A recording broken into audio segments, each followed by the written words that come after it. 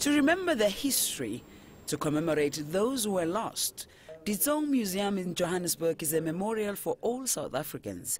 And yet, the Second World War was deeply divisive here. Inclusion of South Africa in the war wasn't universally accepted in this country. There were many people, predominantly of Afrikaner descent, who were opposed to this country's involvement in the war.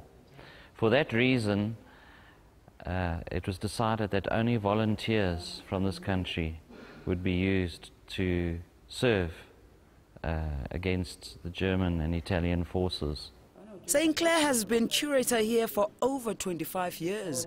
One of his major concerns is how veterans in South Africa rarely receive the recognition they deserve. In countries such as the United Kingdom, Australia, New Zealand, the United States, veterans are held in very high respect. If a veteran gets on a bus, for instance, they do not pay. And people normally stand up when war veterans are in their presence.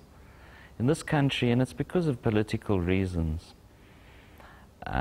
war veterans are not held in very high esteem.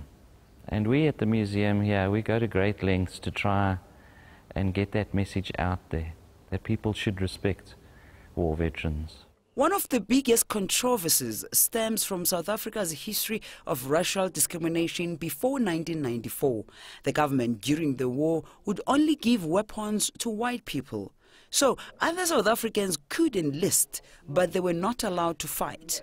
Their contribution, though, was no less critical. Something like 300,000 South Africans took part in the Second World War. I would say about 80 to 100,000 blacks. A lot of black involvement was second-hand, as it were.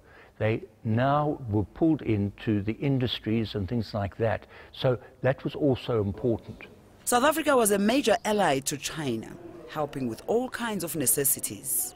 Would have been guns, ammunition, food, because one of the problems was, in fact, food. There was huge famine conditions in China, so food would have been important, clothes, shoes, all that sort of thing. So, you know, in a war which you were using aircraft, sometimes underestimated the importance of a good pair of boots. So, in South Africa as elsewhere, this was a war fought on many different levels by many different people. Every year, though, their numbers grow fewer. Few of the World War II veterans who are still alive today are obviously very old and frail. The curator told us that 10 years ago, some 500 of those veterans converged here. But in May this year, only over 33 of them could be located. Yuli Sanjamela for CCTV in Johannesburg.